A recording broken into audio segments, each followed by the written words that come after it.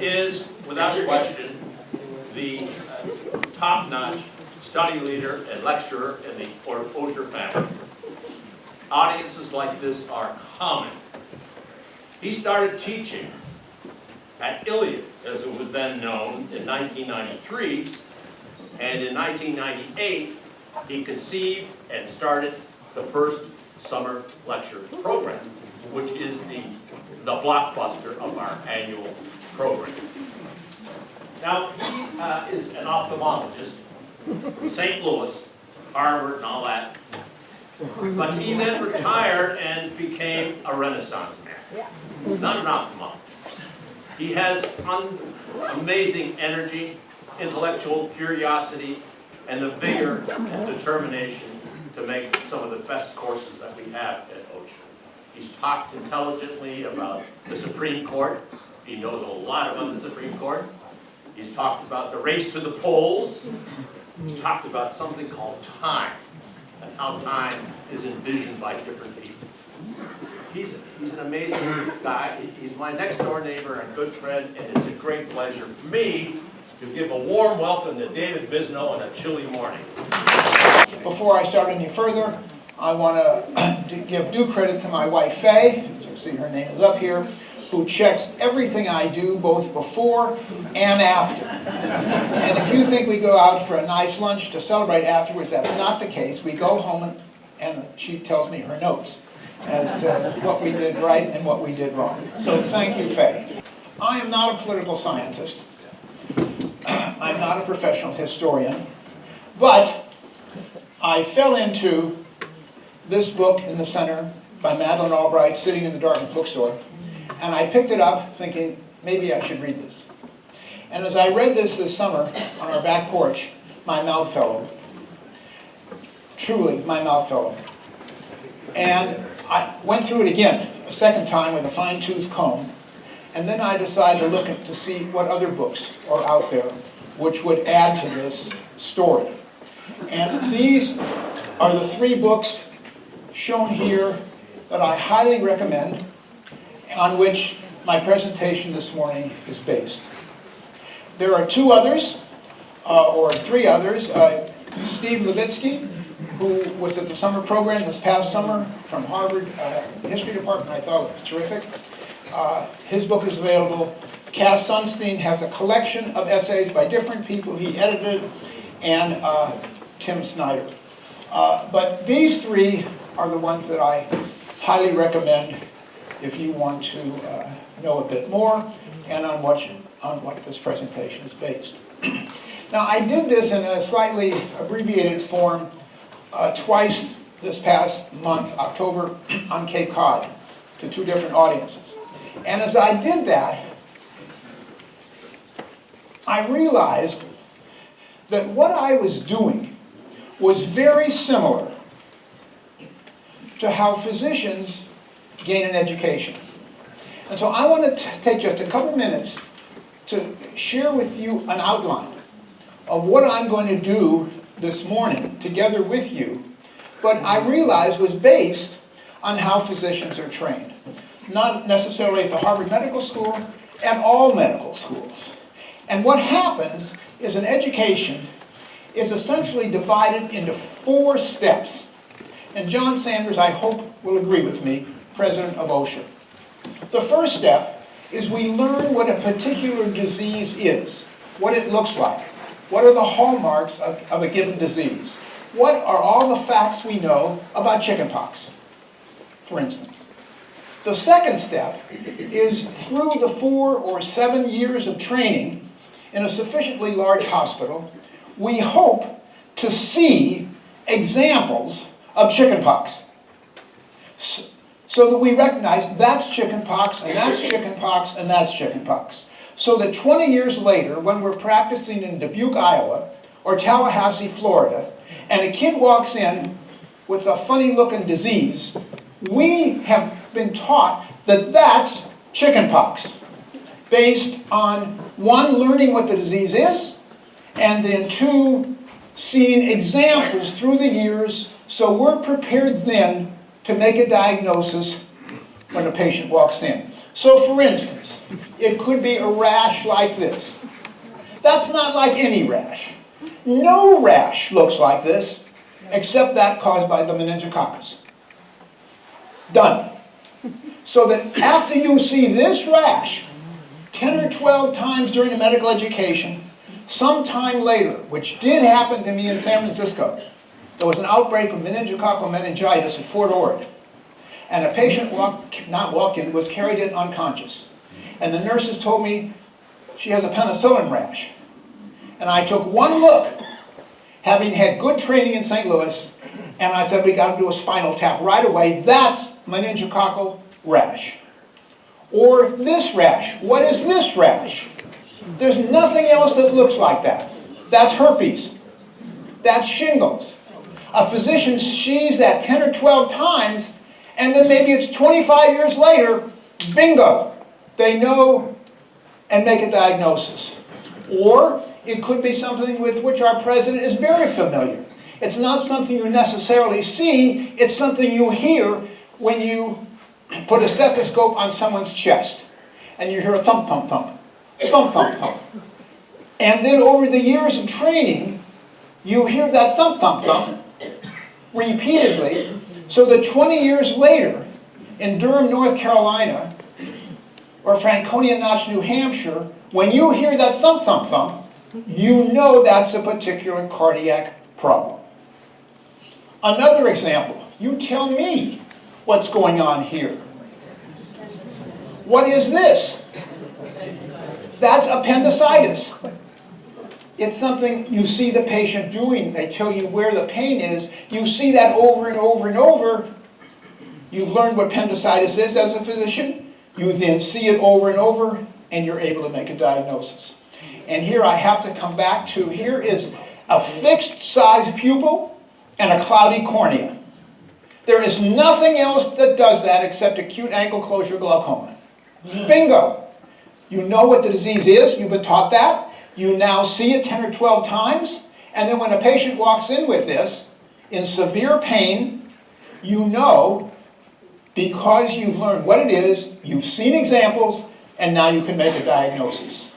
So I am going to do the same thing with you this morning in terms of the question I'm asking about this government. So the first step is the characteristics of different kinds of government, just like different diseases. The second step is examples of one type of government. How do we define that government? And then 3, diagnose the type of government in question, just like having a patient come in Dubuque, Iowa. You've been trained, so you should be able to make a diagnosis. And the 4th is ask how and why. Was it eating too much? Or was it exposure to a virus or a bacteria? You ask how and why.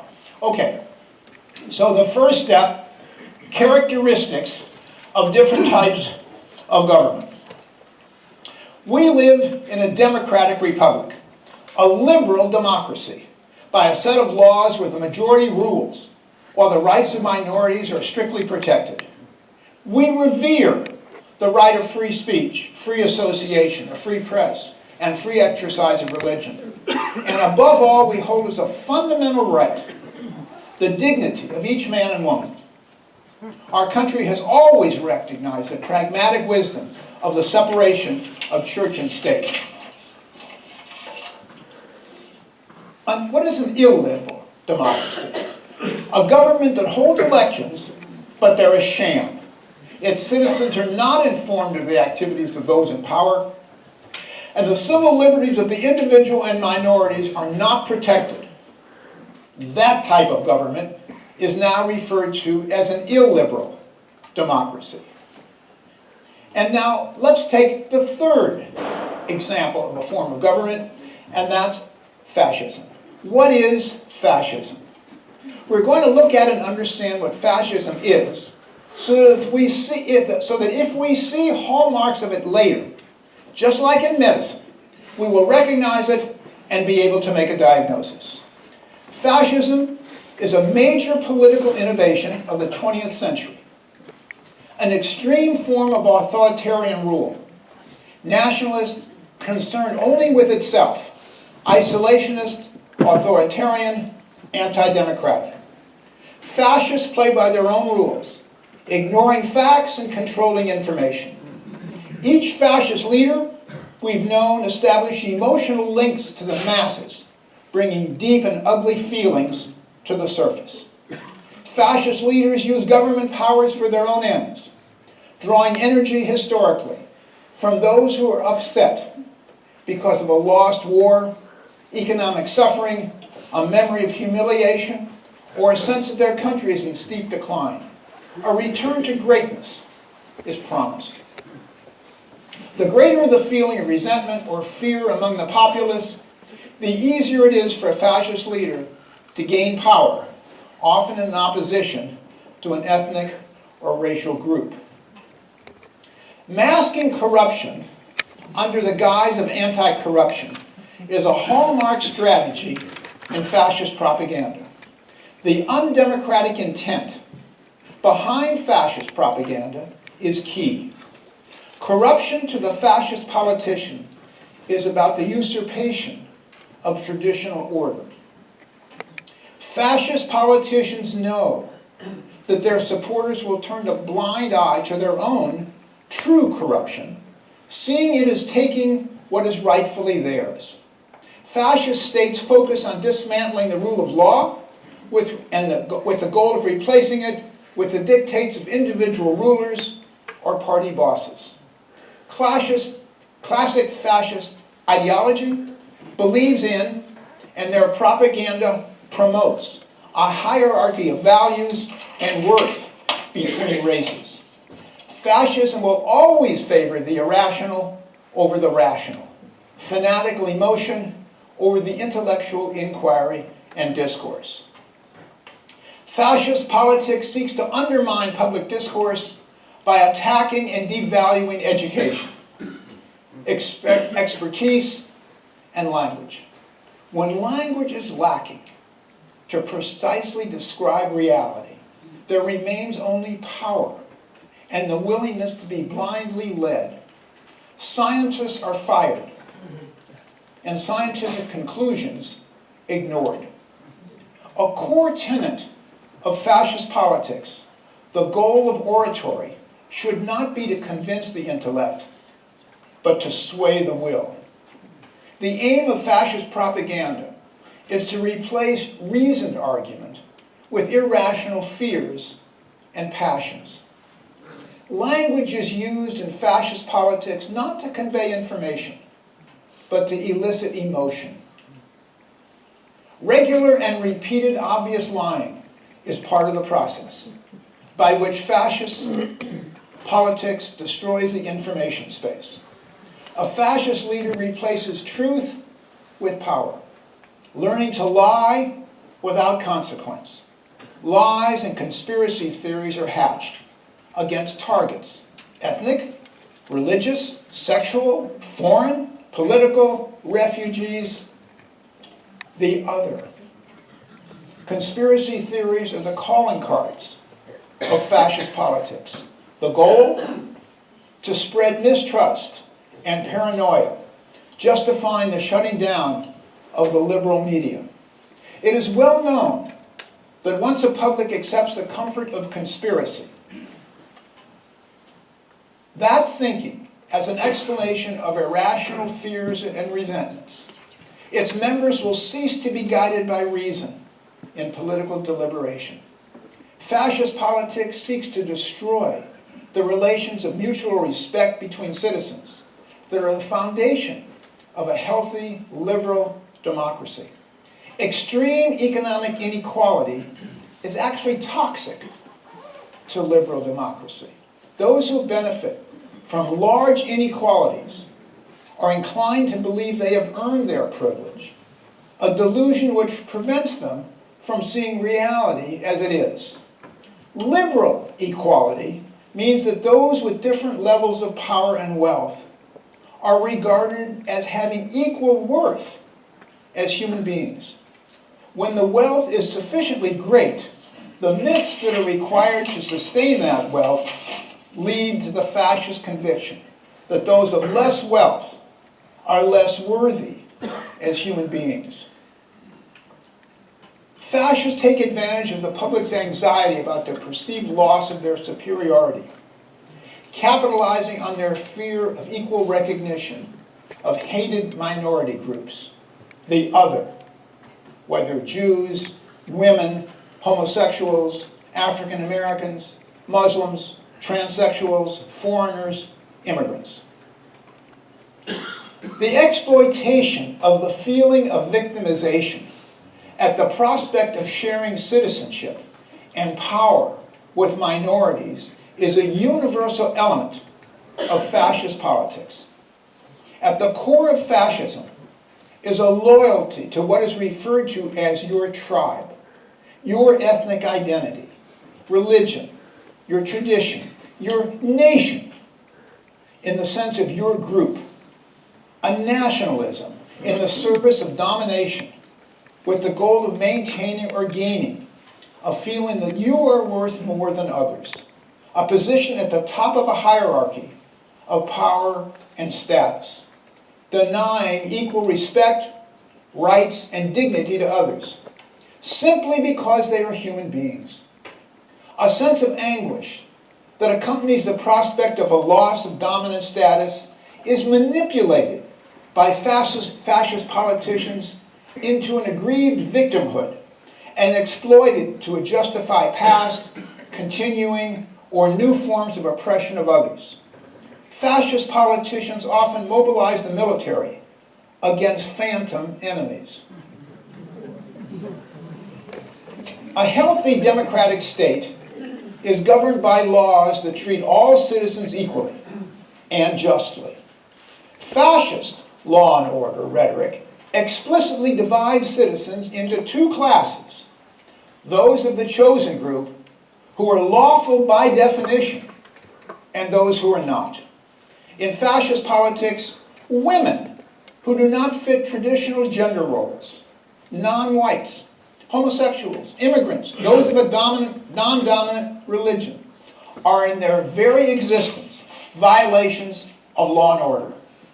The friend-enemy distinction is based on fear in order to unify populations against immigrants. Criminal aliens, criminal because they are not like us. If the leader of a state is a fascist demagogue, then any threat to patriarchal manhood and the traditional family undermines the fascist vision of strength and gives the leader reason to act, to protect who he thinks he is sexually. Mixed blood, inferior blood, homosexuals, transgender, women, performing jobs traditionally seen as male are used to heighten anxiety and panic. The anxiety is taken advantage of by fascist demagogues who direct their intolerance against sexual minorities. A woman's right to choose an abortion and the right to same-sex marriage are seen as exercises of freedom directly impugning men's traditional control and how men accustomed to seeing themselves defined. A robust presence of a politics of sexual anxiety is a vivid sign of the erosion of a liberal democracy. In the fascist imagination, cities are where corrupting culture thrives. The politics of rural versus urban is real, and the opportunities ripe for demagogically minded politicians to take advantage. It is in the countryside, people living on farms, in modest towns and country villages, less educated, less traveled, less sophisticated, where a positive response is found to implicating immigration as the major factor of all our problems. Crime-infested inner cities filled with people of color who are likely criminals and likely immigrants. Despised minority groups living in squalid ghettos filled with disease and pestilence, living off the work of others. Parasites living off welfare, food stamps, and socialist-inspired safety nets. Fascist ideology rejects pluralism and tolerance, finding a welcome home where most share a common religion, a way of life, a set of customs, where their diversity and tolerance of indifference are the loci of threats to fascist ideology. It is no surprise that our red-blue country is divided between rural and urban. It is the multicultural cities where those who are educated and understand and deplore fascist politics reside. Rural areas generally do not appreciate the lessons of history and what is at stake. The hard work versus laziness dichotomy is, like law-abiding versus criminal, at the heart of the fascist division between us and them. The method of fascists is to transform myths about them into reality through social policy. By subjecting members of a despised minority to brutal treatment, an apparent reality can be created that members of a targeted group are lazy and dependent. Fascists create conditions that allow racist stereotypes to flourish so that politicians can continue to exploit fearful differences for electoral gain. Unity and empathy along class lines is exemplified by labor unions. In functioning unions, white working-class citizens identify with black working-class citizens rather than resent them. Fascist politicians understand the effectiveness of this solidarity. Favoring divisiveness, they therefore set and seek to dismantle unions. Antipathy to labor unions is such a major theme of fascist politics that fascism cannot be fully comprehended without an understanding of the threat to that form of government by unions. The relationship between fascist politics, economic inequality, and labor unions. Healthy, thriving labor unions are consistent with low-income inequality. Fascist politics is most effective under conditions of great income inequality and no labor unions. This is exactly why Hitler, in his Mein Kampf, disparaged labor unions. We might have learned that the economic origins of totalitarianism come from massively concentrated economic power by few corporations, uncontrolled by antitrust legislation. That this is dangerously incompatible with liberal constitutional democracy. This is why antitrust legislation was written in Washington at the end of World War II, encouraging, allowing large corporations to merge with each other. Monopoly, oligarchy, egregiously distorts the marketplace and is antithetical to liberal democracy. And now what about Charles Darwin?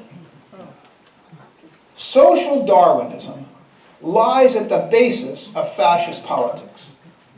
For fascists, life is competition for power and survival without compassion. Human worth is measured by productivity and the ability to survive without safety nets. Out-groups are depicted as lazy and unworthy of consideration, much less help. Liberty, freedom is defined by free markets, not constrained by regulations. The regulatory state is to be largely dismantled. The law of the jungle, the survival of the fittest, Charles Darwin. And survival is easiest when the government allies itself with large, monopolistic private enterprises. We must understand that there is a direct link between the concentration of power, corporate and government, and the distortion of democratic processes. The Führer principle. In private enterprise, when a CEO gives an order, employees must comply.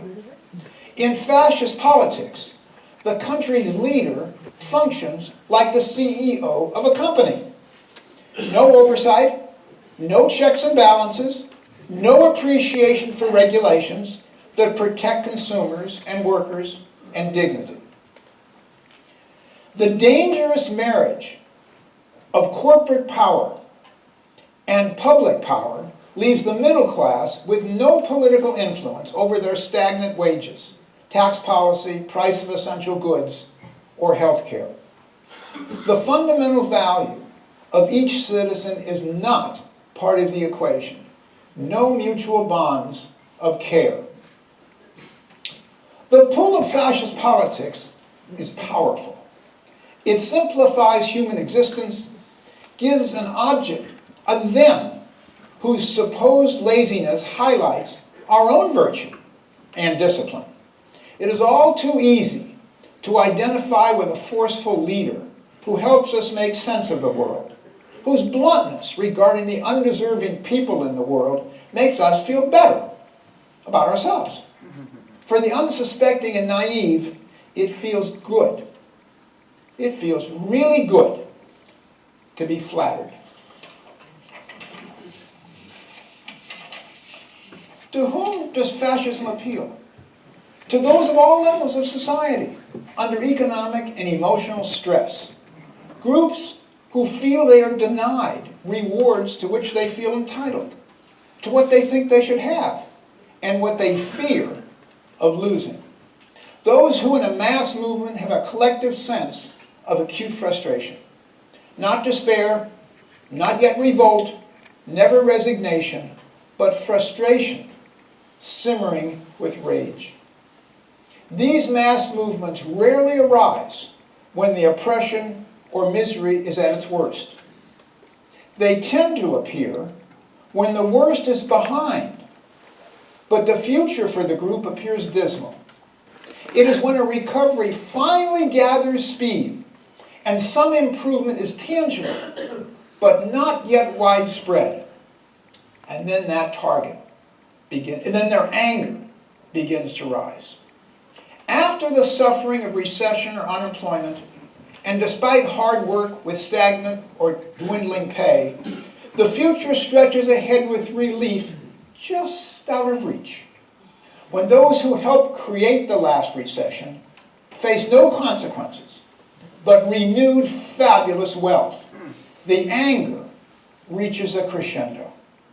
It is then that a demagogue with no experience in governing, with no expertise in leadership, and certainly with no compassion for those less fortunate, steps in promising a better tomorrow.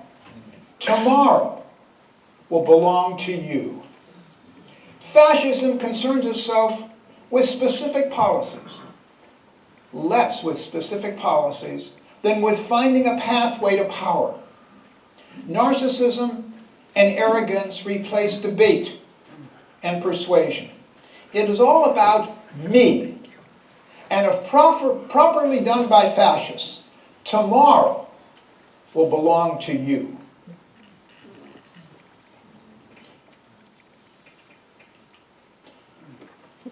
Now, step 2, as in medicine.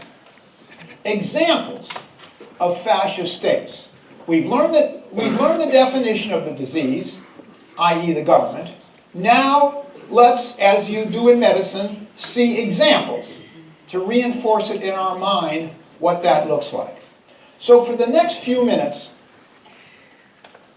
I invite you to be a nonpartisan observer, looking at world history from the mid-30s to the present, to see if we can identify patterns and hallmarks which will later allow us to make a diagnosis of a government in question. I'm not assuming any of you are Democrat, Republican, liberal, conservative, libertarian, it doesn't make any difference. It doesn't make any difference in medical school whether you like meningococcus or you don't. That's what that disease looks like. No one asked a medical student if they like the disease. They got to learn about it so they can help the patient whom they see 25 years later. As I go through this with you, looking at, instead of patients, countries, if parallels come to mind, maybe we will find something fascinating, compelling, and worth our time considering. Italy. Let's now assume we're in medical school and we're going through seeing patients for the next 7 years. We'll see these various patients. Mussolini nursed a lifelong resentment against injustice to himself. The whole of Italy resented at being excluded from the spoils after World War II, I and II. A magnetic leader exploited widespread dissatisfaction by promising all things to all people. Mussolini would make Italy great again. He initiated a campaign to drain the swamp. Here is the Italian words that he used. I'm going to drain the swamp. And he fired 35,000 civil servants. He suspended the jury system. He short-circuited due process. He saw to it that fascists were in control of Parliament and claimed evidence of vote rigging. He abolished competing parties, attacked freedom of the press, neutered the labor movement, and took control of the national police.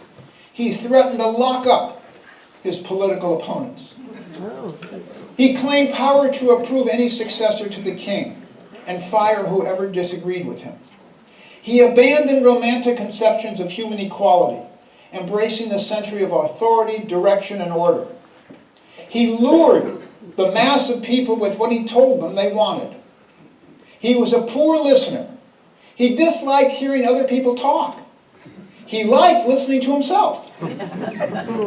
He promised to make Italy rich, resulting in an abrupt increase in public debt.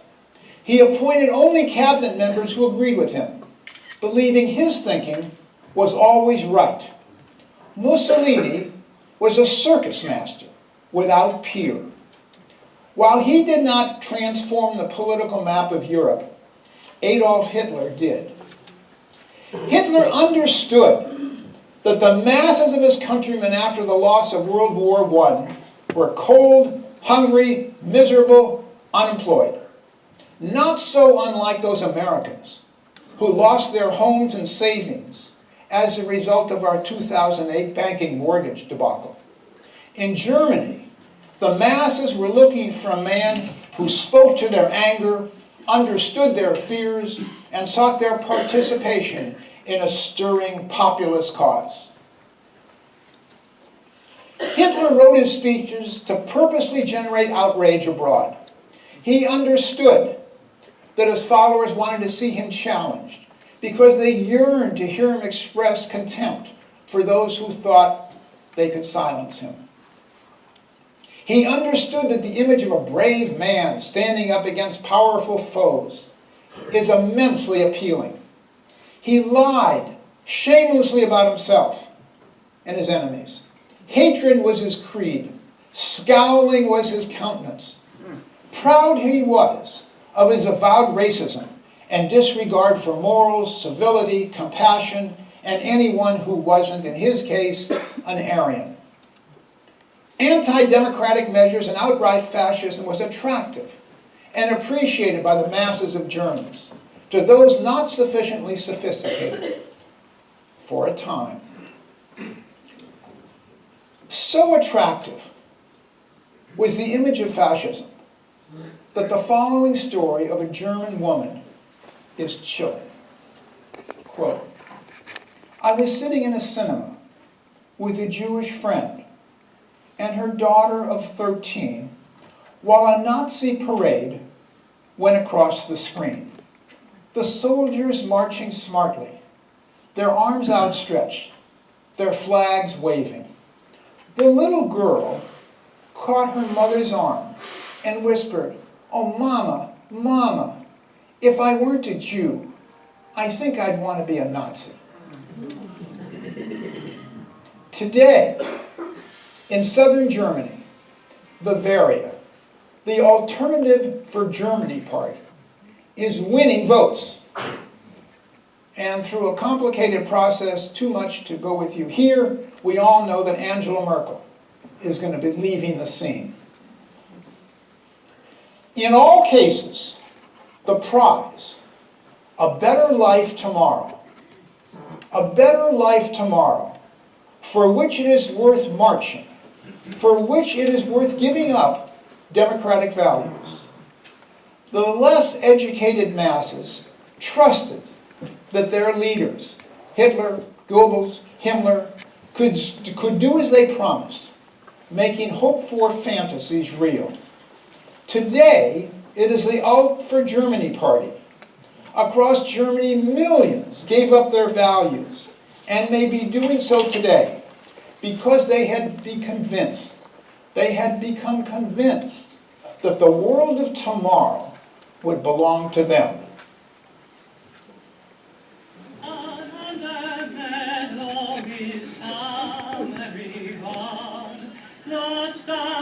In the forest runs free, but gather together to greet the sun. Tomorrow belongs to me. The branch of the linden is leafy and green. The Rhine gives its God to the sea, but somewhere a glory awaits unseen. Tomorrow belongs to me. The babe in his cradle is closing his eyes. The blossom embraces the bee, but soon says a whisper, arise, arise, tomorrow belongs to me. Oh, mother and fatherland, show us a sign, your children have waited to see. The morning will come when the world is mine. Tomorrow belongs, tomorrow belongs, tomorrow belongs to me. Oh, mother and fatherland, show us a sign, your children have waited to see. The morning will come when the world is mine. Tomorrow belongs, tomorrow belongs, tomorrow belongs to me. Tomorrow belongs, tomorrow belongs, tomorrow belongs to me. Promising a better tomorrow. Fascists have an uncanny and frightening facility for make-believe. Spain. Hitler traveled 1,100 miles to Spain, believing that with much flurry and fanfare, he could convince Franco to see the world his way. In this case, by joining the Axis alliance. After all, wasn't he, Hitler, the master of Europe and his people, the master race? Both fascism and communism had utopian aspirations. Both took hold amid the intellectual and social ferment of the late 19th century. Each purported to deliver a level of emotional substance that liberal politics lacked. Communism failed. The USSR collapsed. But the oligarchs are winning, and Putin carefully does not denounce democracy, but never pledges allegiance to democratic values. He tells bald lies with a straight face, and when criticized, attacks the critic. He thinks he has convinced many that he is the master strategist, a man of strength and will, like leaders who are tempted to follow in his footsteps.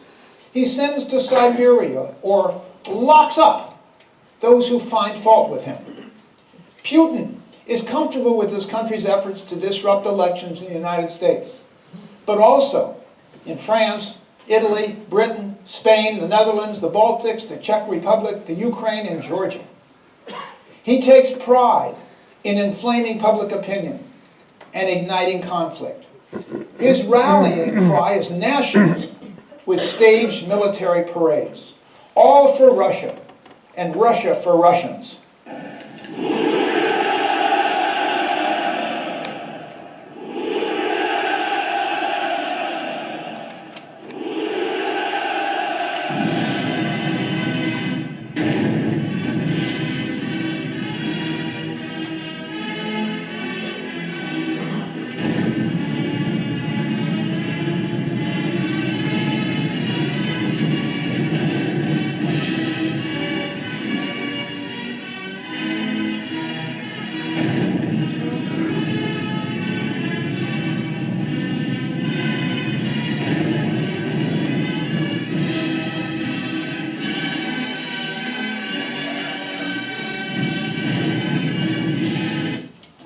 Parades are impressive, but properly understood are horrifying. Parades and promises in lieu of values and compassion. Both Adolf Hitler and Vladimir Putin spoke and speak a common language. Both despise popular governance, reasoned debate, freedom of expression, an independent judiciary, and fair electoral competition. They both struck remorselessly at enemies, within and without their parties. Like the Nazis, the communists sought to shape the minds of its citizens by overwhelming their senses with propaganda spam. Anything which challenged was called false, fake news. Obedience to fall in behind the leader was equated with virtue and is the hallmark of a fascist society.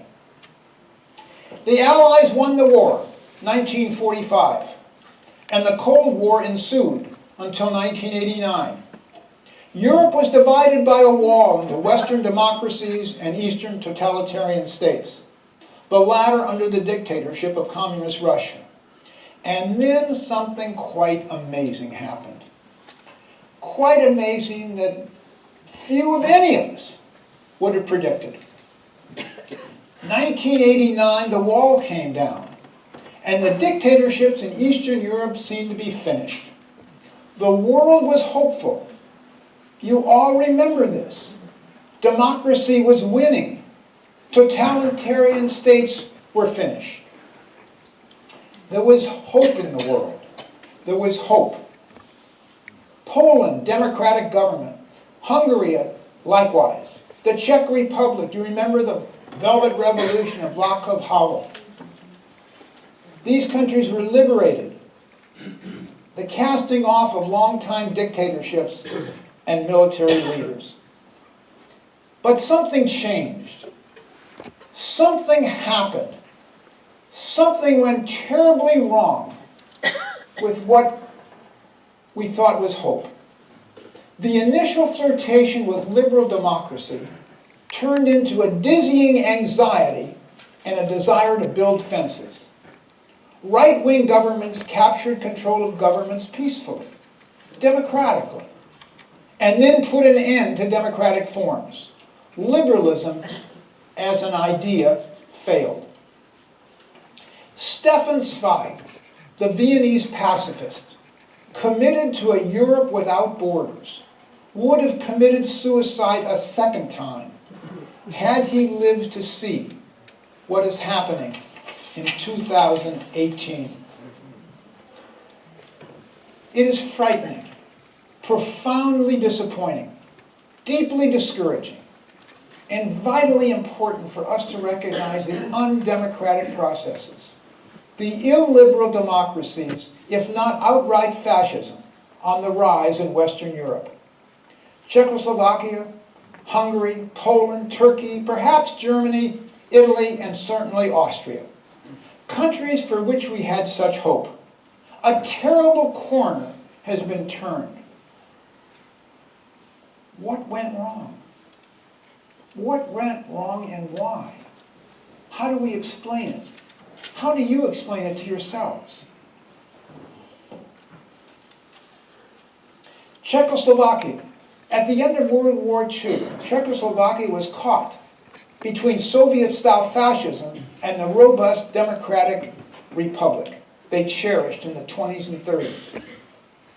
Barbed wire was strung across the heart of Europe by Soviet fascists who were attacking the press, smearing political rivals, demanding total loyalty from party members, and threatening anyone who stood in their way. The Western world learned the fascist game plan: a single party, speaking with one voice, controlling every state institution, claiming to represent all people, labeling the entire sham a triumph of popular will. Banis, a liberal intellectual, was defeated at the polls. Masaryk, a liberal intellectual, a fearless president committed to democratic principles, was murdered. The communist takeover of Czechoslovakia holds lessons that still need absorbing. What did the Czechs learn? Good guys don't always win, especially when they're divided and less determined. The desire for liberty may be ingrained in every human breast, but so is the potential for complacency, confusion, and cowardice. Two leaders emerged. Andrei Babis, he was a billionaire political novice with an attractive blonde wife. He came under investigation for corruption. Milos Zeman, he became president, following which he admitted only a dozen or so of the 2,600 Muslims required and requested by the European Union, echoing Donald Trump in the United States and Orban in Hungary. Hungary. After World War I, 1918, the Austro-Hungarian Empire was dismantled, followed by much unhappiness. Neither the communist Bela Kun nor Michael Karoli, with all his money, were able to steer their country to a democracy. 1920 to 1945, promising a better tomorrow, Nicholas Horthy lured the Hungarians' vote and then gave the country the crossed arrow fascist party. After World War II, the communists took over. And then an event happened which I am sure that all in this audience remember. We were all in high school. In 1956, there was an uprising in downtown Budapest, which was brutally suppressed by the communists. I remember this house in high school in St. Louis, and remember seeing the newspapers, to everyone's horror.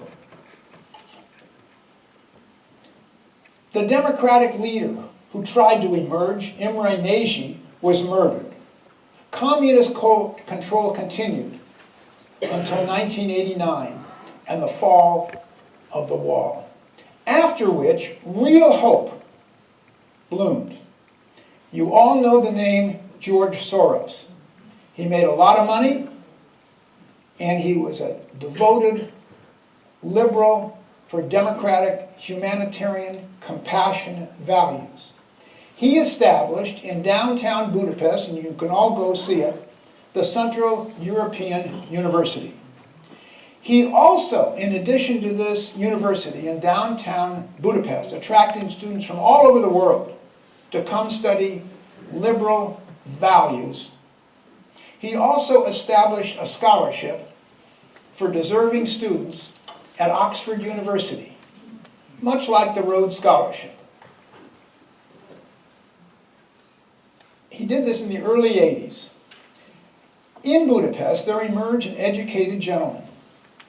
It seemed that in Viktor Orban, the Hungarians might have found a young student who would be cultivated and, if given a good education, would help along this line that Soros envisioned at his university. So this young student, Viktor Orban, was given a George Soros Foundation scholarship to attend Oxford University. And here is the dining room in which Viktor Orban dined for the years that he was being educated at Oxford, paid for by George Soros. It was assumed that he would come back to Budapest, come back to his Hungary, and be an effective voice for freedom. Orban was elected head of the government in 2010, just as Soros and those around him predicted might happen with a good education. Orban, as a liberal leader, actually turned out not to be the case. The people of Hungary and George Soros discovered they had been betrayed. Orban used Soros as a foil, rife with anti-Semitic tropes, casting Soros as the leader of a nefarious global cabal, determined to undermine Hungary's Christian values and allow Muslim immigrants to overrun the country. Orban's agenda: white nationalism and patriotism for those born under the red, white, and green Hungarian flag. A showboat playing to the home crowd, denouncing those in Brussels, playing to high-tech entrepreneurs, sausage salesmen, and paprika producers. Ethnicity, religion, and the speaking of Hungarian are his guideposts. Sadly, Orban is turning Hungary into an illiberal democracy. Orban espouses a jingoistic nationalism similar to that which carried Mussolini to power a century ago. He is a thin-skinned opportunist who likes to command. He has attacked the media, sapped the strength of labor unions, put his friends in charge of the banks, all but shut down immigration, undermined judicial independence, and hopped into bed with a new generation of wealthy oligarchs at home and aligned himself with fascist leaders in Italy and Poland abroad. Reshaping educational curricula, attempting to close the free university opened by Soros, he has led his country not yet into a fascist straitjacket, but into a loose-fitting, ultra-nationalist shirt. He has provoked the European Union to the point that they are considering Hungary's expulsion before he decides to leave the Union on his own. Orban foments, quote, "The masses arriving from other civilizations endanger our way of life, our culture, our customs, and our Christian tradition. The migrants will bring crime and terror, mass disorder, riots, and gangs, hunting down our women and daughters." Orban wants to build border walls and incarcerate migrants in shipping containers, surrounded by high fences topped by razor wire. Viktor Orban has morphed into a fascist demagogue in the guise of leading an illiberal democracy. The United States and Western Europe were, and are, aghast, stunned, and severely disappointed that the country in which we had such hope, apparently embracing true democracy, with an Oxford-educated leader, after throwing off the yoke of the Habsburgs, Nazism, and communism, turned inward to isolationism, the banning of immigrants, and Islamophobia. Orban has closed down and then taken under his government's wings all telecommunications companies and all media outlets, allowing no real news and no criticism. Hungary has returned to who they were. Why? How do we explain this? Poland. Kaczynski, chairman of the Law and Policy Party, rails against European politicians and refugees, blaming the former for Poland's challenges and the latter for spreading disease and parasites. He works to augment his power at the expense of permanent damage to democratic institutions. He turned the country's independent tribunal into a rubber stamp by assuming control of the National Judiciary Council, which appoints judges, and took over public broadcasting. He sought to ban abortions, but had to back down in the face of nationwide protests. Kaczynski of Poland looked to Orban of Hungary on how to run a government. Now, Andrzej Duda, president of Poland, looks to Putin of Russia and to Erdogan of Turkey on how to run an illiberal government. Turkey, from the ashes of the defeat of the Ottoman Empire, the state of Turkey emerged. Mustafa Kemal, otherwise known as Ataturk, the founder of the Republic of Turkey, was determined to create a fully modern society, abolishing the Islamic Caliphate. He dissolved the religious courts, Latinized the Turkish tongue, and he looked to Switzerland for civil laws, Germany for commercial regulations, France for administrative practices, and Italy for a criminal code. He celebrated the virtues of science. For a time, Turkish citizens enjoyed a parliamentary democracy. The democratic West cheered, and then something went wrong. Terribly wrong. The country split into a Marxist left and a nationalist right. The West envisioned Turkey would be a democracy. Turkey embraced an autocrat. The military obliterated the left in true fascist style, embracing torture, murder, and the arrest of 500,000 people. Anxious about the impacts of globalization on their life, the alienated poor and less educated were barred from organizing around ideology. They came together, putting their trust in fundamentalist religion. The wall between Islam and the state was breached. A catastrophic earthquake, a bungled response, incompetence, economic crisis. The voters were furious. No meaningful elections, no independent courts, no religious liberty, no free speech. Recep Erdogan emerged with an assertive nationalism and persecution of the minorities. His was a domineering will.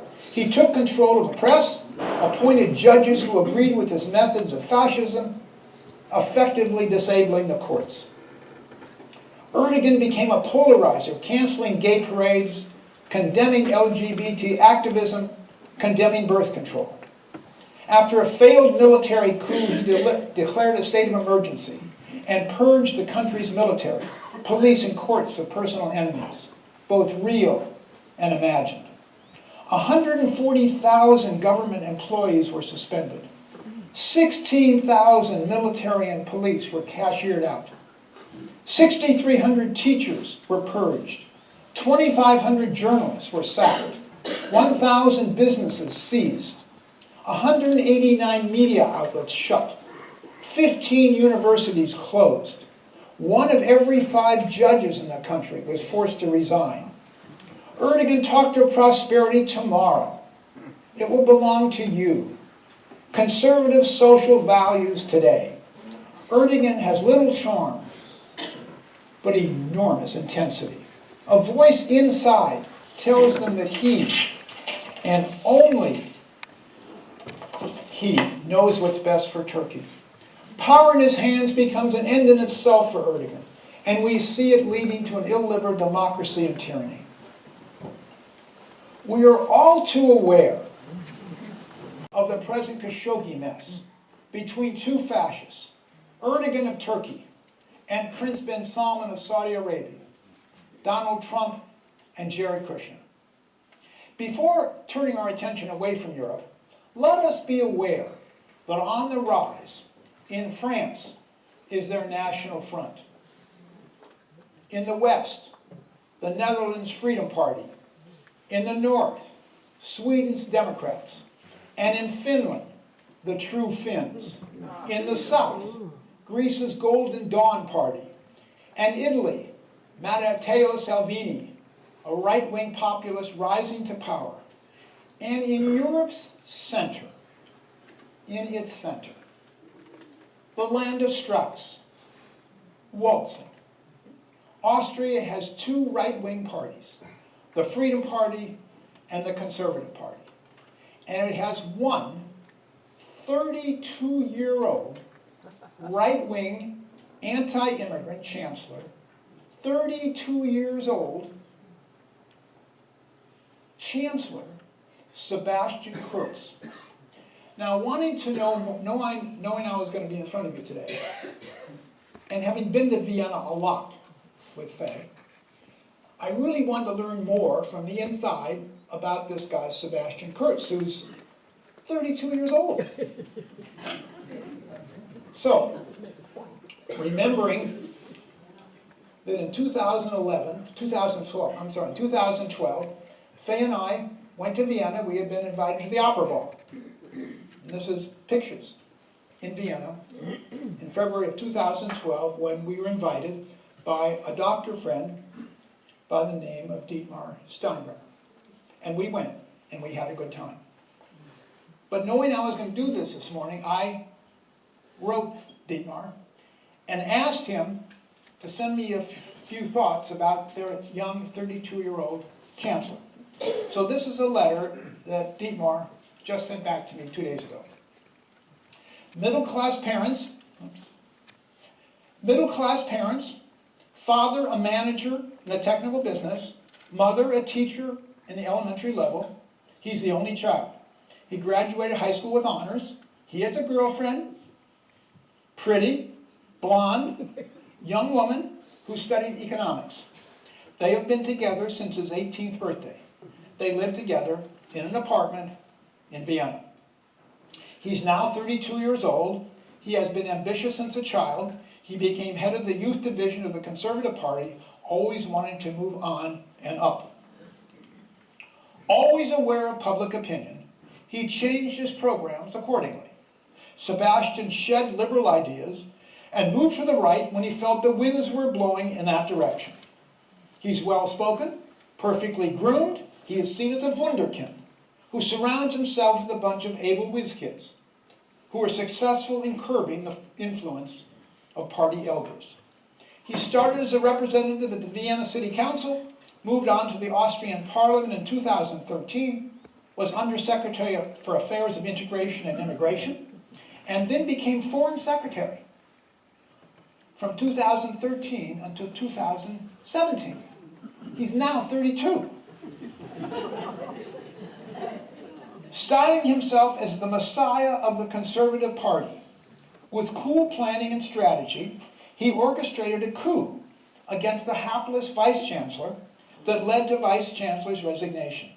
He's vain and very intelligent. He skipped an education at the law school in lieu of a political career. Right now, as head of the Conservative Party, he shares power with the right-wing People's Party. Both parties try to get their followers into top positions so as to control the levers of power which affect all Austrians. Mr. Kurz's main objective is to stay in power. In order to secure his re-election, he will always go with the wind of public opinion.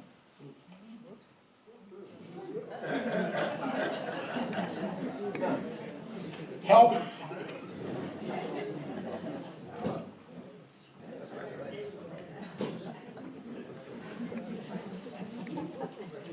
Where am I?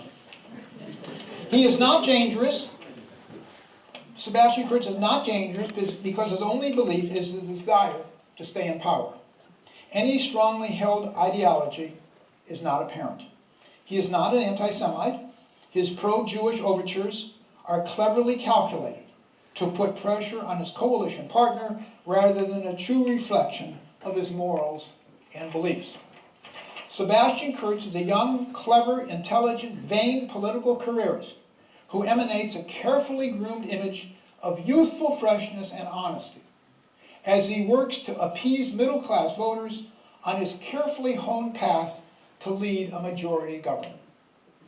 So that's from our physician friend in Vienna.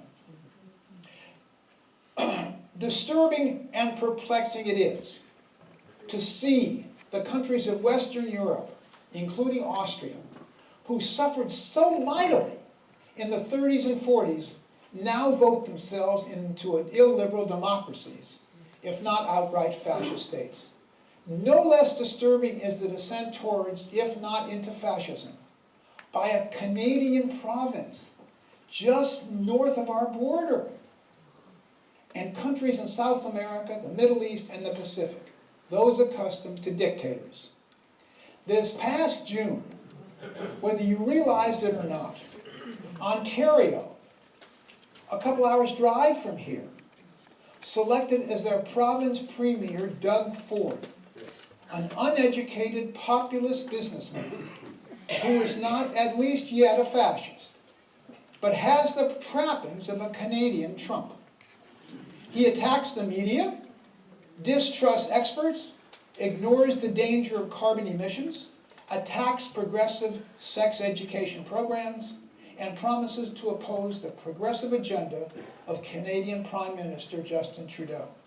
His family is ethically compromised, if not legally, not yet legally indicted. Venezuela, Hugo Chavez, a combative man, used his powers to remove obstacles to yet more power. He exploited national grievances, trampled heavily on the rights of those with whom he did not agree. With unhealthy doses of bitterness, he capitalized on his country's fury of resentment.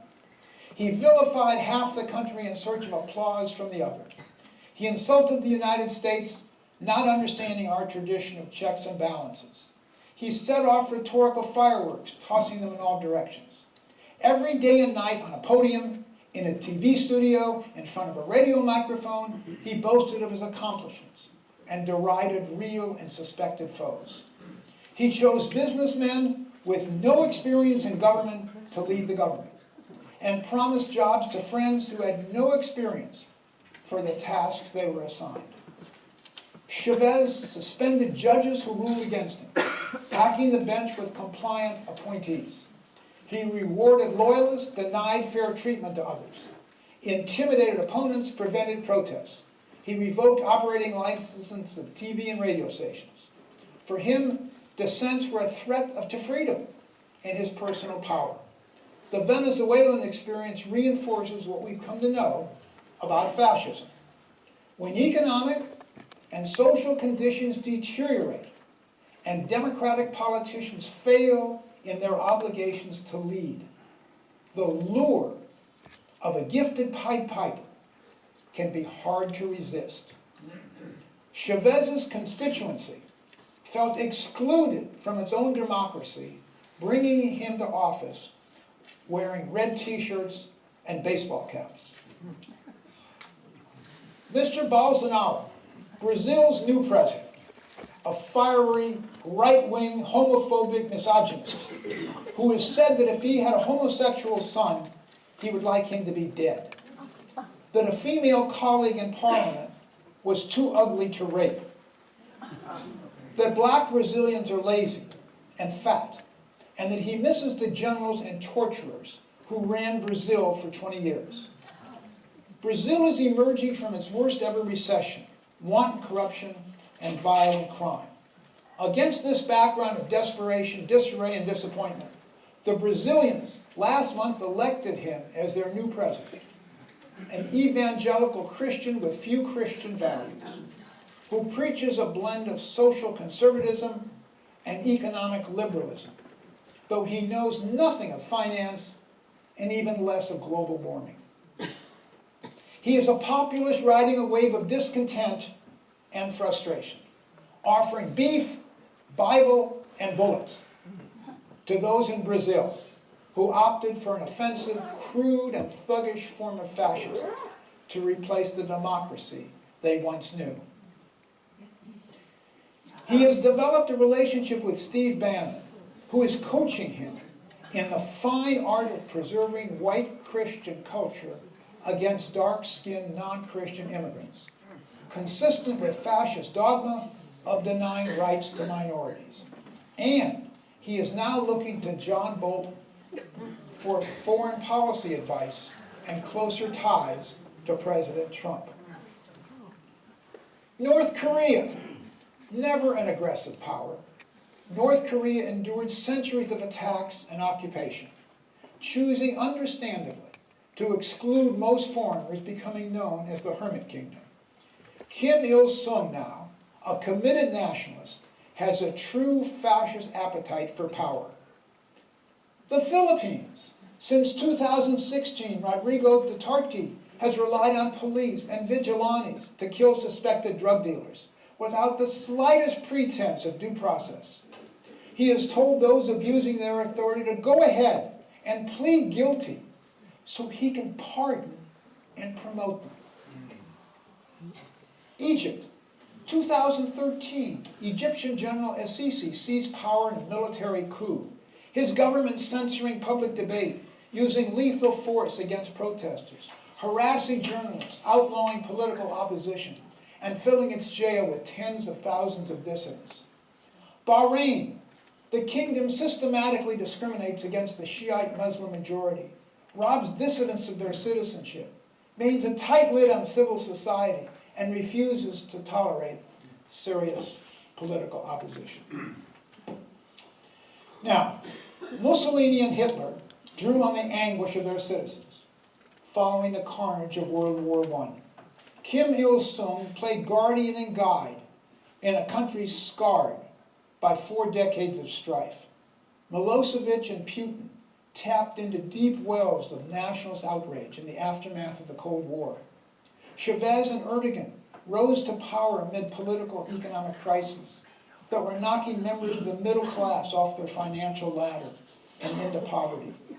Orban and his follower travelers on the European right, Sebastian Kurz in Austria, and Kaczynski in Poland promised to shield voters from the psychological demands that stem from religious, cultural, and racial diversity. Why? Why did so many of the uplifting visions which followed the fall of the Berlin Wall fade? Why is democracy under assault and retreat? Why did compassion for those who are disadvantaged disappear? Why are people in power seeking to undermine public confidence in elections, the courts, scientific findings, and the Earth's future? Why? Why this far into the 21st century are we once again talking about fascism? Why is fascism spreading across Europe, Asia, and maybe into America? We appreciate that fascism takes hold in a step-by-step manner. Small aggressions, if unopposed, grow larger. They grow into larger ones. And without realizing it, what was traditionally objectionable becomes accepted. All right, so we are now at step 3 in my analogy to medicine. We look at a couple of diseases or type governments, and then we studied for the past hour and thought about one type of government, fascism, and now some time has passed and a new patient has walked in. And we have to make a diagnosis. Got it?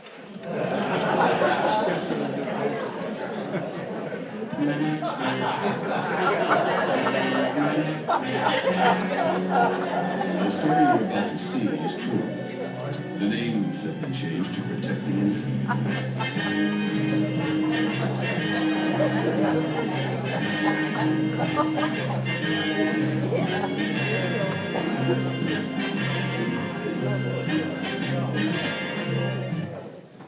The reason I played that, it dawned on me.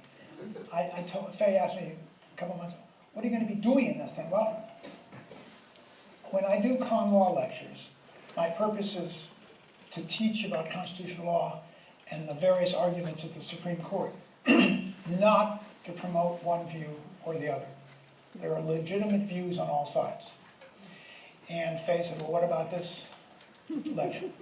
I said, Faye, I'm going to just present the facts. Just the facts. And that's what I really want to do now.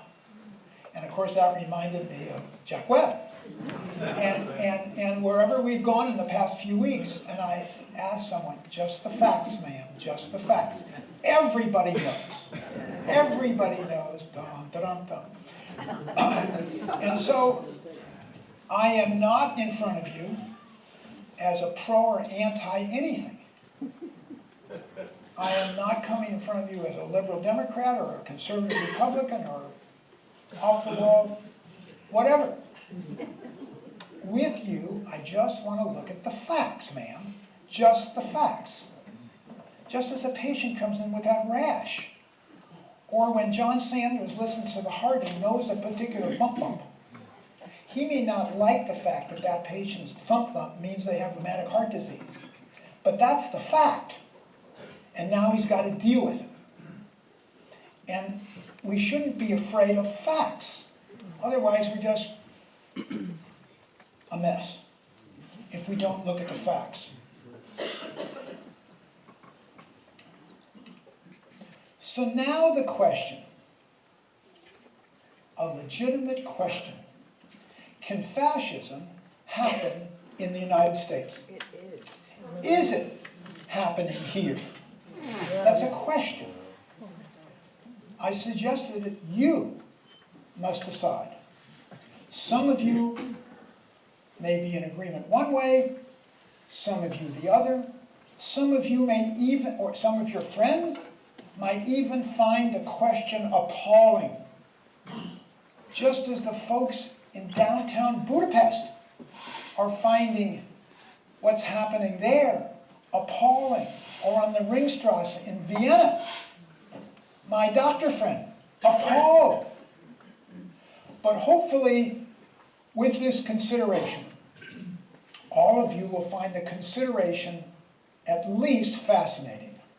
The question being, is President Trump's administration, it's a question, is President Trump's administration alerting those of us who are paying attention and have a sense of history to wonder whether, is this how fascism comes to America?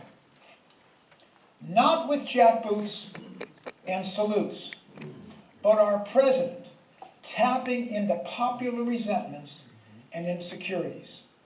And I am fully aware that, thank God, in this country, we can have a meeting like this.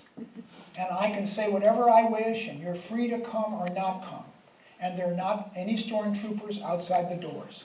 Yeah. I totally, fully appreciate that.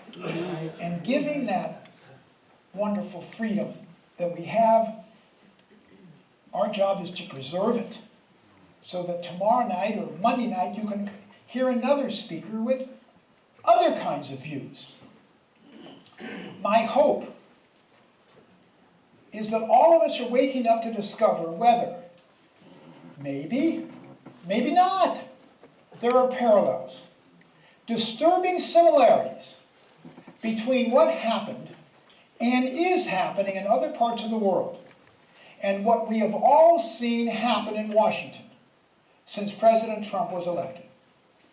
We must be careful, really careful, to not go off crazy, but to distinguish between conservative right-wing politics, with which we may or may not agree, and fascism.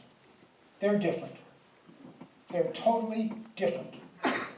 The great majority of Republicans and conservatives are not fascists. Whether I am a Democrat or a Republican, a liberal or conservative, is irrelevant. Whether you are a Democrat or a Republican should be irrelevant in your coming to a conclusion with me this morning.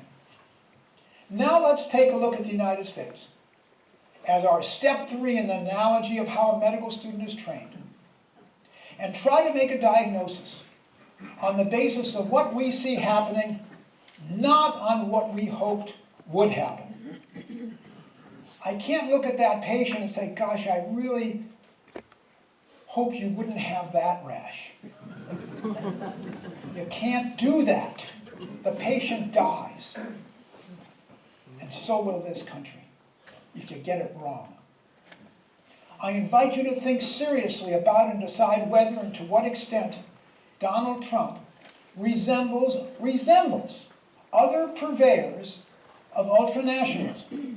Does our government now resemble other fascist states? Maybe yes, maybe no. You decide. I suggest that at the very least, the question is worthy of our consideration. What are the classical fascist themes which we see on the ascendancy here, which should give us pause? The general public is being told of the country's decline. We are told that our country is not good anymore, that we should be made great again. Ever hear that before? We are taught that the import en masse of people from other cultures, lacking Judeo-Christian traditions, poses a threat to our democracy. President Trump and his team make common cause with those from abroad who share his anxiety against dark-skinned, non-Christian immigrants who come across an ocean or a river. Need for greater national authority to deal with the problem of sending armed United States military troops to the Rio Grande. Enthusiasm for hyper-nationalism. If you don't like us, if you don't look like us, speak like us, pray like us, we don't want you. The courting of countries that ignore civil liberties. The abdication of a leadership role in world affairs. As if looking into a mirror, what do we see happening in the United States which reflects what happened and is happening in fascist states around the world? And why? Donald Trump has spoken harshly about institutions and principles that make up the foundations of open government. His statements and actions are at odds with democratic ideals. These are the facts, ma'am, just the facts. He has degraded political discourse, deeply dividing the country. We have come to realize he is a master at manipulation, appealing to many, many millions for ends that some of us find troublesome. Maybe you find them troublesome, maybe you don't. But that's what's happening, ma'am. How has he done this? He has disregard for facts. He has provoked and played upon feelings of resentment and fear, intermingled with hatred and anger. He has libeled his predecessors. He has threatened to lock up his political rivals and encourage those who want to do away with labor unions. Adolf Hitler did exactly the same thing in Mein Kampf. He thinks of journalists as enemies of the people. He acts out of spite towards those who are critical. Read revocation of national security clearance by former heads of the CIA. His program, such as it is, consists chiefly of promises to get tough with foreigners and people of non-white complexion. He will lock them up or deport them. He feels United States judges are biased, has called the United States criminal justice system a laughing stock, and in general has a contempt for the rule of law. My own thought, as I watch this unfold, is that I just have this thing, that if Donald Trump were asked a few years ago, before he got into the limelight in politics, to tell us about the three branches of the United States government, he couldn't do it. I am absolutely sure that he is unaware that there was such a thing as the judicial branch of the United States government, which falls into what I was telling you before, that this country is run under the Führer principle, i.e. he was a CEO, and he runs the country, or wants to run the country, as if he were the CEO, which he knows. We do what we know. He is consistent with his contempt for law, and as are his pardons for those who have been convicted or pleaded guilty of federal crimes. Sheriff Arpaio, the best example. But there's also a Dartmouth grad. You know about him? Dinesh D'Souza, who was a brilliant Dartmouth student who committed federal crime. How he came to Trump's notice to pardon, but he did. He has spread falsehoods about the integrity of the electoral process. He rode to power in part by attacking government corruption, drain the swamp, yet practices it brazenly. My administration, we're fighting against the lobbyists, the special interests, and the corrupt Washington politics. We are going to Washington, D.C., and we are going to drain the swamp. He is really a good social Darwinist, viewing life as a dog-eat-dog struggle. No country can grow except at another's cost. For our president, internationalism is a zero-sum game. He conceives of the world as a battlefield with no idea of shared security or humanity. And I assume when I say a zero-sum game, which all of you know what that means. That means one team wins can only win if the other team completely loses. It's a zero-sum game.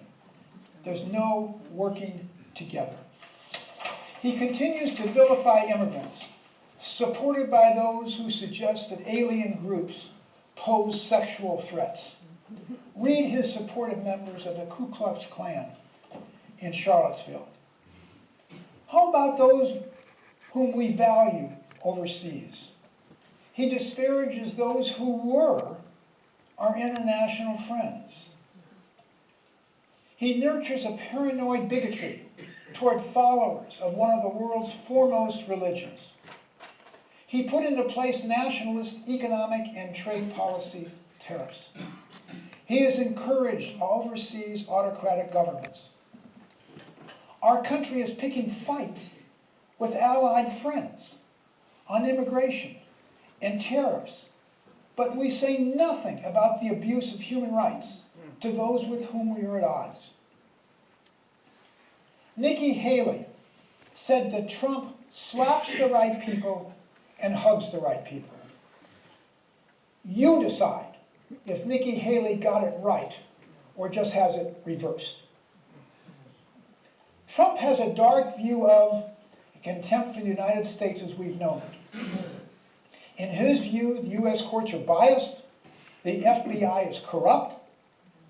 Until recent days, it did what it has always done so well, whether in New York City or Florida or Pittsburgh.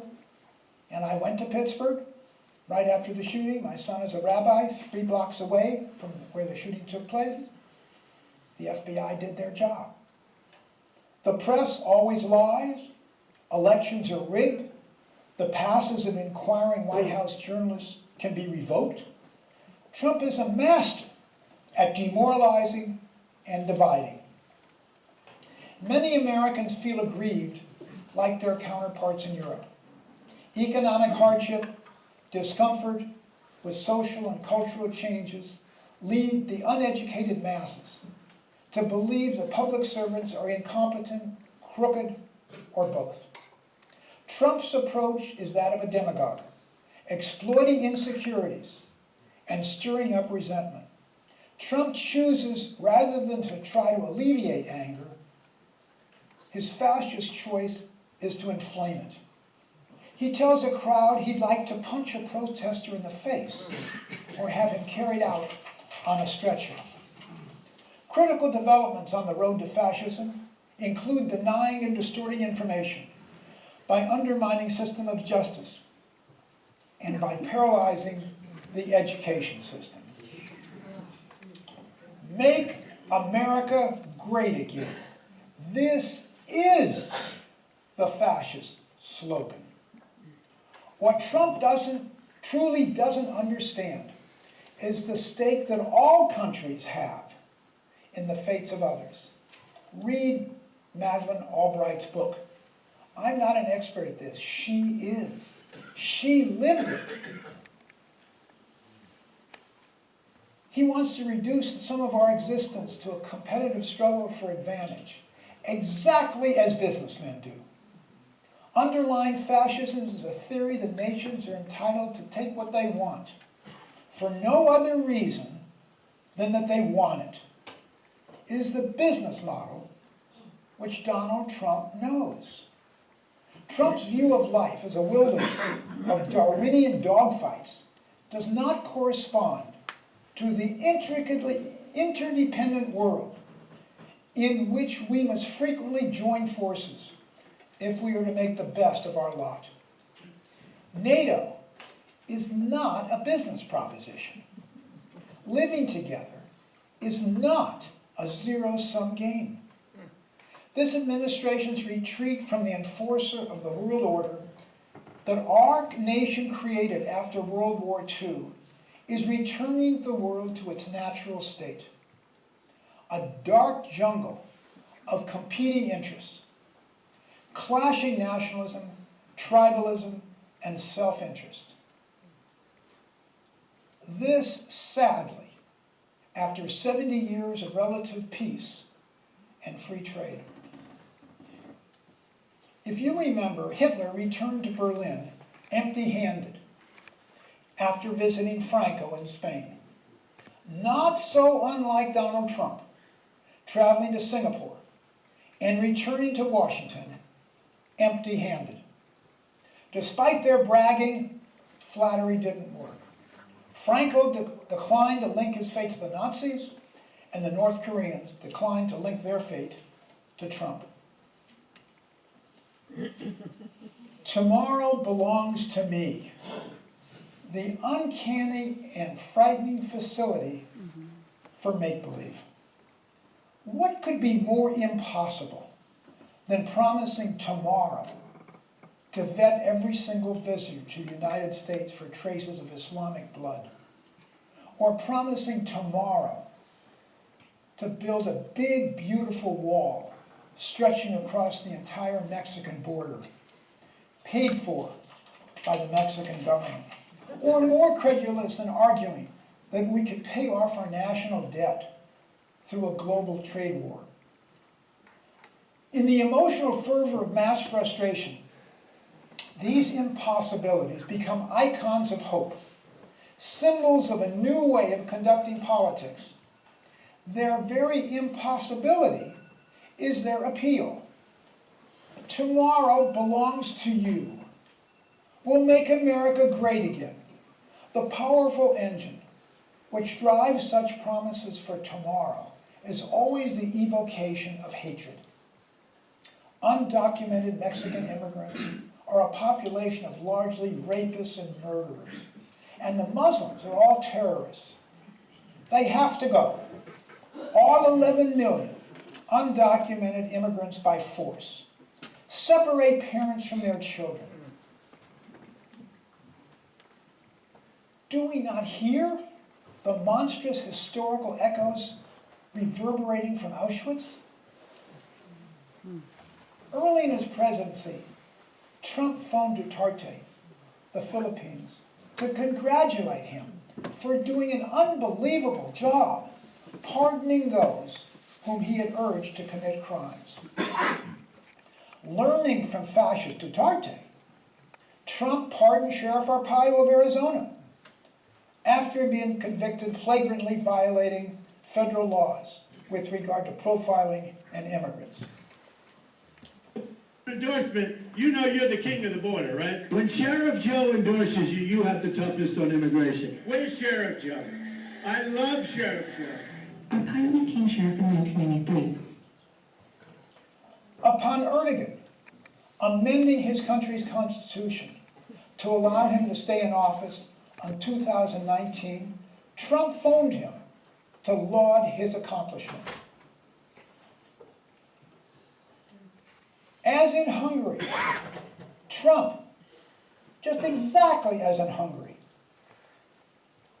Trump revoked the White House pass of Jim Acosta in an attempt to control the media, which fortunately in this country he didn't get away with for more than a day or two when a court reversed it. And as in Italy, lock up political opponents, exactly as Mussolini had done. President Trump gave Kim Il-sung credit for, at age 26, after his father died, usurping his country's generals. President Trump lauded him for becoming the boss so quickly. In admiration Trump proclaimed about Kim Il-sung, he's incredible. Donald Trump invited Egypt's fascist dictator El-Sisi. He trumped him, fantastic. Our president endorses actions by foreign leaders that weaken democratic institutions. Bahrain, despite our State Department's long disagreement with the country over its human rights violations, in 2017, President Trump assured the country's monarch and their crown prince that there won't be strain with this administration. Well, thank you very much. It's my great honor to have the Crown Prince of Bahrain in the Oval Office. We're doing a lot of business. They're buying a lot of things. I heard $9 billion is thrown about. Well, that's a very nice trip, and we appreciate it. We've had a long relationship and a great relationship, and it will only get better. I can tell you they've been, and you have been a great friend, and we appreciate it very much, and we appreciate you being at the White House. Thank you, Mr. President. It's a great honor to be here. These are the facts, man. Just the facts. You may like them, you may not, but they are facts. The parallels are there for us to see if our eyes are open. Does what you see happening here have the hallmarks of countries we have identified as fascist? Are we able to make a diagnosis? And what is the prognosis?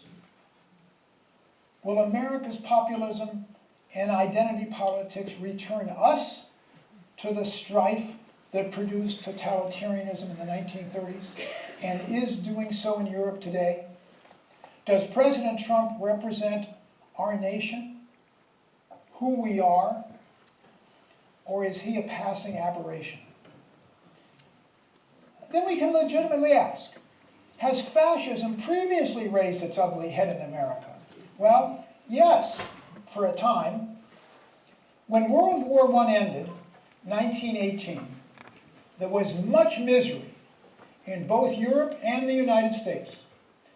That economic hardship for the masses, ambition by the wealthy and powerful, and prejudice by all, nourished fascism for a time on both sides of the Atlantic.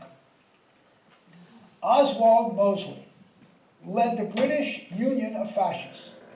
They wanted to liberate Britain of all foreigners. In the United States, William Pelly led his Silver Legion of America, calling for love, loyalty, liberty, and a retreat into isolationism.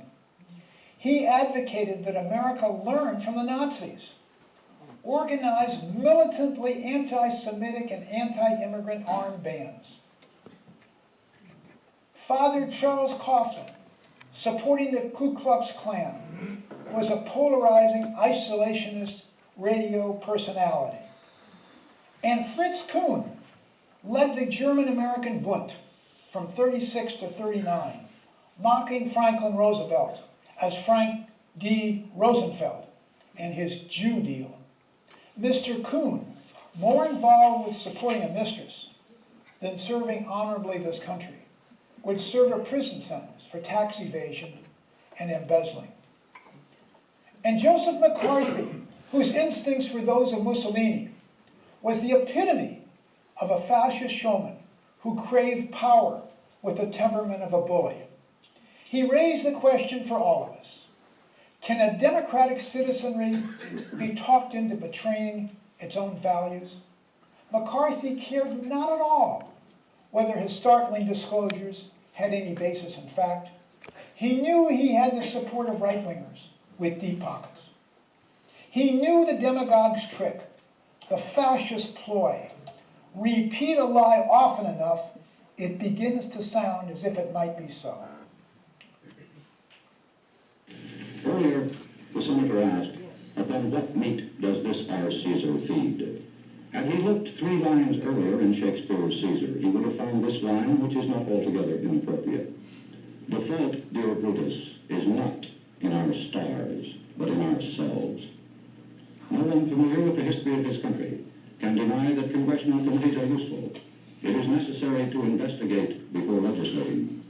But the line between investigating and persecuting is a very fine one, and the junior senator from Wisconsin has stepped over it repeatedly.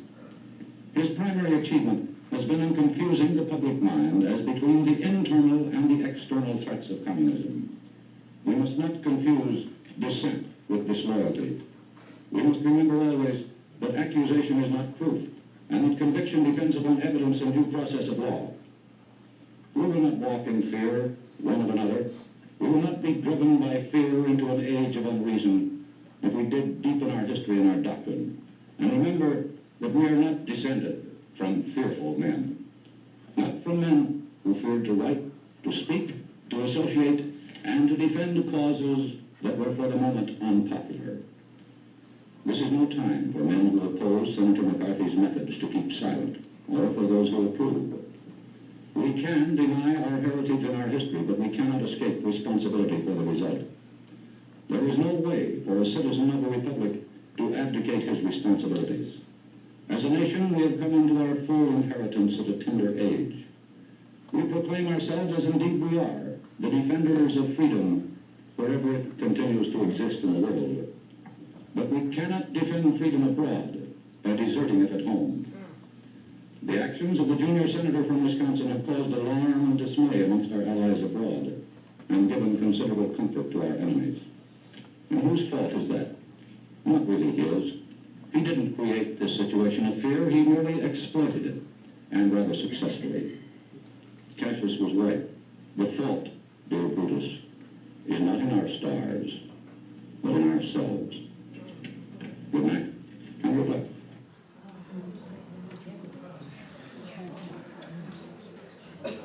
When the dust settles, will the United States still be the free and vibrant place we've known and loved? Or will our nation metamorphose into some fascist dystopia, similar to those I've just shared with you?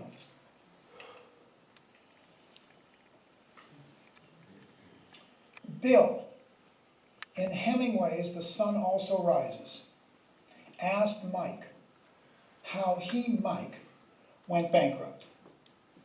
Mike responded, 2 ways, gradually and then suddenly.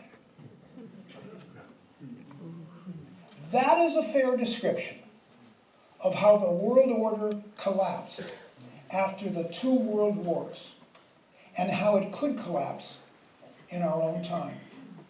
Unfortunately, Americans have forgotten how quickly it can happen, how graver threats than we anticipate can emerge to catch us physically and psychologically unprepared. It can't happen here. We forget, of course, that people in the 1930s felt the same way about Adolf Hitler and Joseph Stalin. It can't happen here. Do we recognize a Hitler or a Stalin in our midst by another name? Has it already happened here? Do we know what to do as he emerges as a full-blown, unmanageable fascist threat? Let's go back to Vienna and listen to 2 people who lived through it. I think people never learn. It's still going on in the world what shouldn't be. Truth is that the greedy, power-crazy people have to be watched early on. The fact is that under the right circumstances, you can make people believe in anything because there's a tribal instinct in us. We want to belong. We want to belong to a group. We want to be suspicious of people who are different or come from a different place. And that can be exploited by political parties, by demagogues of any kind, the only protection is to have a very strong democratic tradition.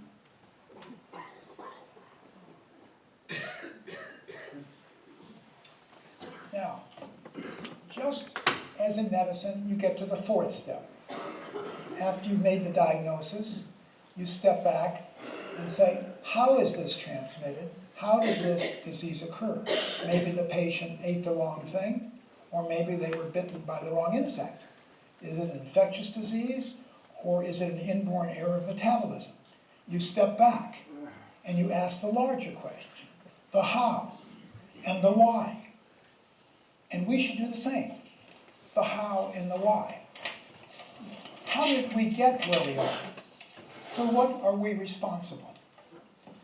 Let us remember that Socrates warned us in Book 8 of Plato's Republic, people are not naturally led to self-government, but rather seek a strong leader to follow. Democracy, by permitting freedom of speech, opens the door for a demagogue to exploit the people's need for a strong man. The strong man will use this freedom to prey on the people's resentments and fears. Once the strong man seizes power, he will end democracy, replacing it with tyranny. This is Socrates. The Republic tells us that democracy is a self-undermining system whose very ideals lead to its demise. There must have been a reason during undergraduate years in Cambridge why they told me to read these books.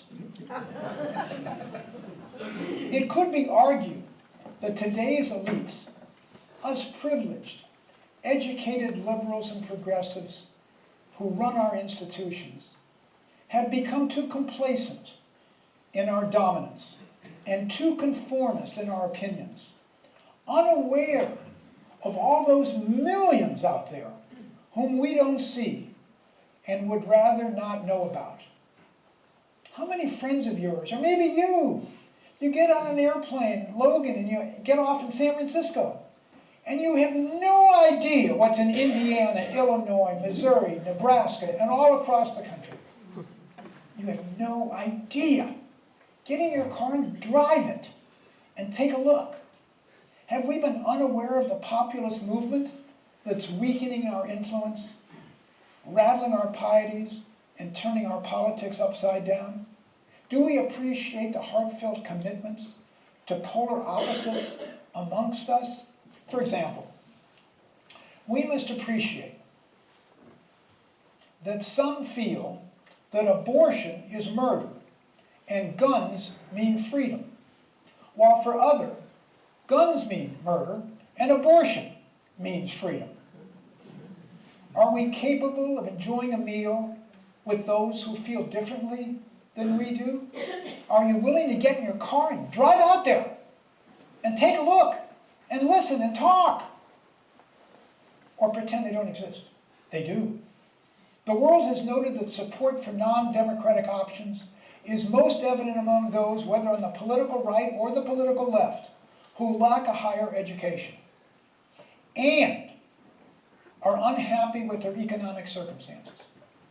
That large group, for sure, much of the middle of our country, who experienced economic dislocation, read abandonment, poverty, misery, brought by globalization. But looking out at the world critically, we're learning there's another group and another cause. It is actually not just economic anxiety that drives countries into fascism.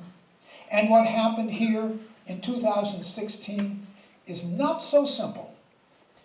It is a perfect storm, or was a perfect storm, wherein economic distress and racial resentment drove voters 2 years ago. And Trump knows it better than anyone. It is in part, I would suggest, us. White men and women, financially comfortable, educated, elite, Democrats and Republicans, Privileged white men and women who, regardless of our money, fear losing status. We harbor high-end racial and social resentment in a rapidly changing society. Too many people with different colored skin. Too many who talk differently. Too many who pray differently. Who enjoy sex differently. The world is going faster than we are. We don't even know how to work our cell phones. These are the folks, blue collar and white collar, struggling and comfortable. Many of us concerned with, if not consumed by, fear and bitterness, and driven by status anxiety. And the comfortable world to which we have become accustomed is unexpectedly a thing of the past. The privilege of being a white man just isn't what it used to be. It's a privilege under siege. These are the folks amongst us whose fears and hearts are fascinated with the lure of fascism. Present-day Europe seems to be turning in the direction that produced totalitarianism in the 1930s. Are we? The Cold War myth that democratic liberalism is the natural endpoint of human evolution is not necessarily so. People seek order and security and often welcome a strong leader who can provide those things, albeit at the expense of civil liberties. In troubled times, and not only in troubled times, people seek outlets for anger and resentment, for fear and hatred of the other in their midst. For many, democracy offers insufficient solace and insufficient promise of revenge and justice. It is an illusion to believe that the present democratic age is eternal rather than transient. I can't do better and suggest better than for you to read Robert Kagan's book. He says it all. Or that it can survive without constant tending and constant defense and understanding. Can fascism happen here? Is it happening? Is this the diagnosis? What can we learn? Uncontrolled migration produces social friction. Not because many refugees are criminals or terrorists, but because living side by side with strangers requires two precious commodities: goodwill and time. Both are necessary to build trust. For none of us, neither goodwill nor time come easily. It is suggested that if we avoid fascism, we must come to grips with the uncomfortable fact that illegal immigration is a symptom of failures here in the United States and in Europe. The problem will not be solved either by welcoming all newcomers or by keeping all of them out. We've got to be really smart. The question is, are those who we elect capable of being so? What can all of us do? Elect those who are capable of being smart and not allow our moral goalposts to be moved away from the values we've loved and cherished by the normalization of their destruction and disappearance. The story of America's birth, wrapped in the swaddling cloth of Jefferson prose, has up until now been powerful enough to overcome internal contradictions. Killing Native Americans, slavery, anti-immigration quotas, bigoted Jim Crow laws. Will the tradition of equal liberty, equal justice, and equal rights, reflecting President Jefferson's character, integrity, and seriousness of purpose, be enough to get us through the present challenge? Will we survive the crisis of American national identity? Understanding the election of Trump is possible. What is more difficult to understand, really difficult to understand, is the abandonment of American values by so many, many, many people. That is mystifying, depressing, and scary. Who knew that so many tens of millions of white Americans were thinking unconscionable things about their fellow Americans. Who knew that tens of millions of white men felt so emasculated by women and challenged by minorities?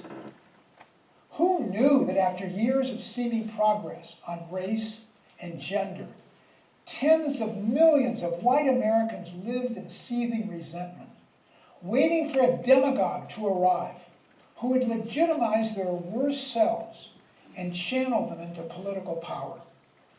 Will our democratic norms, our proud history, our Constitution, our Bill of Rights, our Congress, our electoral system, our system of justice be strong enough to withstand the shredding of our values, our morals, our compassion, our tolerance, our decency, our sense of common purpose, our very identity, which so resembles the turning to fascism across the world? Will we continue to embrace the anger, the racism, the misogyny, the xenophobia, the nativism, the white sense of grievance? How close are we to becoming another Poland or Hungary? Can the turn to fascism, which feeds on social and economic grievances and fears, establish a significant foothold in the United States? I've led you through steps 1, 2, and 3. You have to make a diagnosis for yourself, or a tentative diagnosis. Looking around at what is happening before our eyes in Europe and in Washington, might it be that the answer is yes? Because we're so sure it can't? Will we wake up when it was too late? Will it be the Americans have so much faith in the resilience of our democratic institutions that we will ignore for too long the incremental erosion that is taking place within them? Will we proceed merrily along, expecting all to turn out for the best, until one morning we open our eyes, draw back the curtains, and find ourselves in a quasi-fascist state? It actually does not take much imagination on any of our parts to conceive of propitious circumstances, such as another major recession, a major corruption scandal, major, a widespread outbreak of serious racial unrest, an assassination of one or more major figures, a series of natural disasters, an overnight plunge into an unexpected war. Could any of these cause a split too wide for our Constitution and our Bill of Rights, democracy's needle and thread to mend?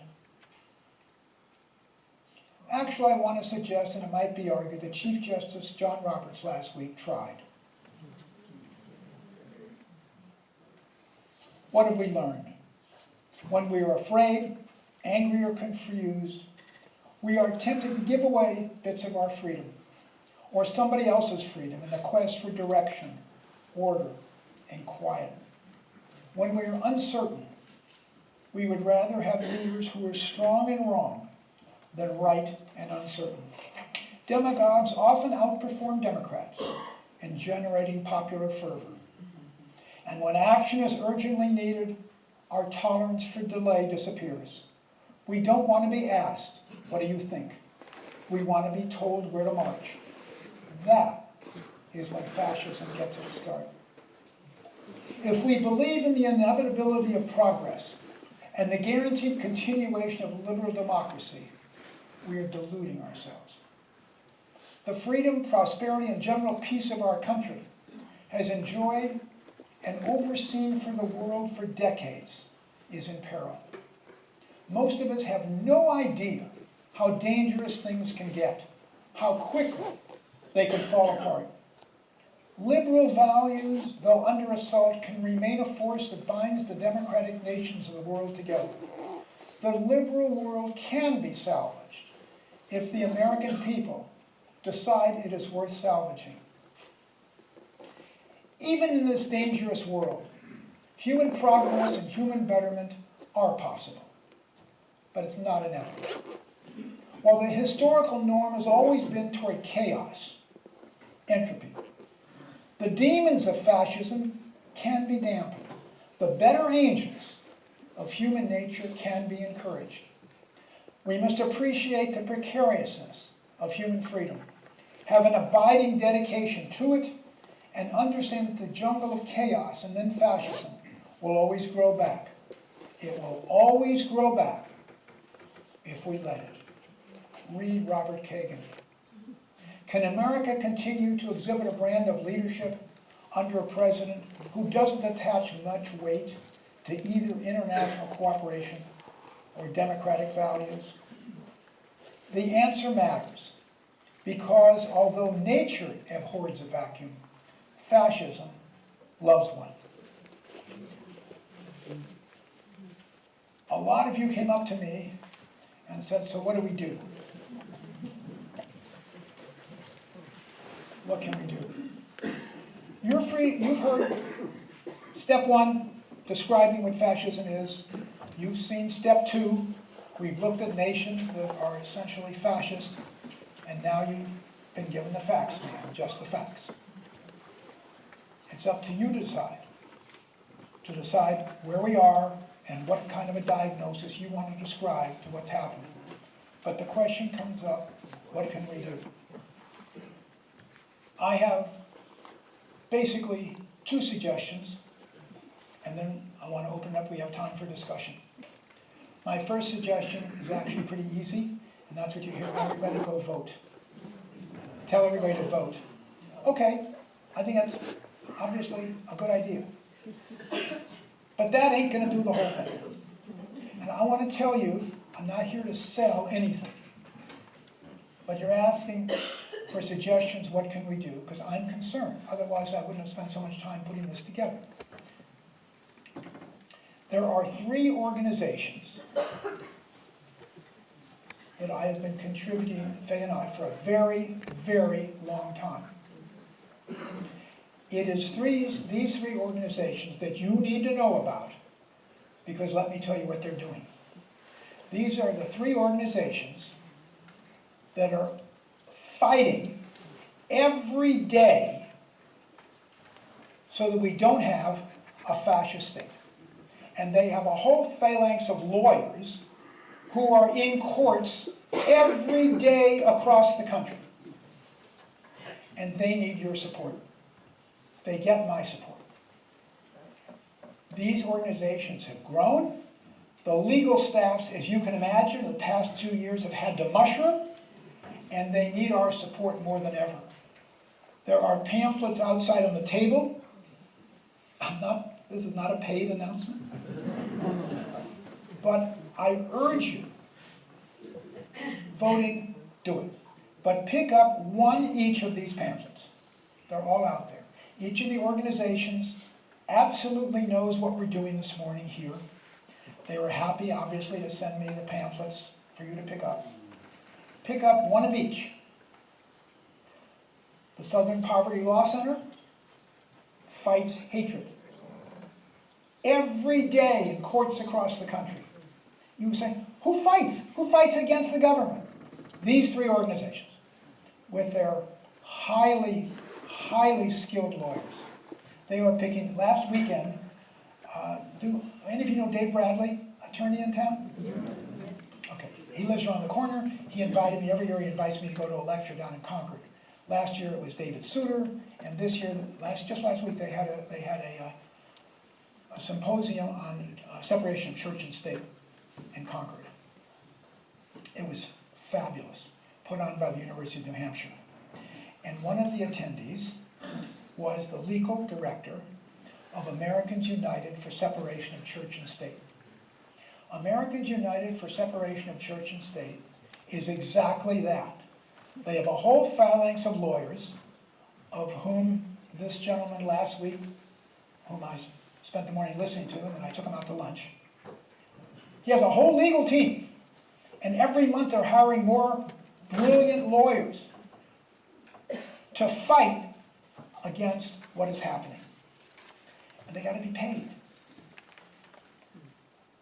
And then there is the American Civil Liberties Union, which is fighting everywhere for all civil liberties causes. They have a base in New Hampshire. They have branches in every state. The branch is in New Hampshire and Concord, but they're in New Hampshire and national. they have the largest group of lawyers. It is these three organizations. So for instance, when Obama put up the Muslim ban, remember ban 1 or the travel ban? Travel ban 1 and travel ban 2? Who fought? Who brought suit? The lawyers from the ACLU. They brought suit. I'll give you the background news, but not everybody appreciates unless you type in. You know, they were stopped in both Hawaii and Maryland. The first two before it went up to Roberts, Supreme Court. These lawyers know what they're doing. They could have filed the suit in any court. Well, they didn't file any. They filed a suit in courts in which the judge was sitting, who was a roommate or classmate of Barack Obama. When they were at the Harvard Law School, they went sculling together. Duh. It's important where you bring the suit. And as it turns out, in this country right now, a judge in a federal district court, of which there are dozens and dozens across the country, federal district court, can stop any action by the federal government across the entire country. And that's what happened. And the Justice Department under Trump and Sessions was blown out of the water that a judge at the same time in Hawaii, 6,000 miles away in a little courtroom in Honolulu, and another in Maryland, both came to the same conclusion with different reasoning, that the travel bans were unconstitutional. And that stopped them. And the Justice Department had to go back to work. And that was the wake-up call to Trump. My God, there's a Justice Department.